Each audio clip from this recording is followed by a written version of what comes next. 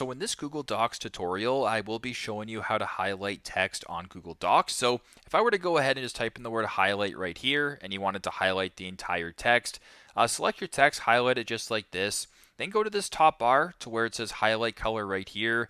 Go ahead and select on it. Once you're here, you can go ahead and select your color. So if you wanted to go ahead and make the highlight green, there you go. And it's going to keep going like this. So if you want to change it back, press the text right here. If you want to cancel it, press on none, and it'll work like that.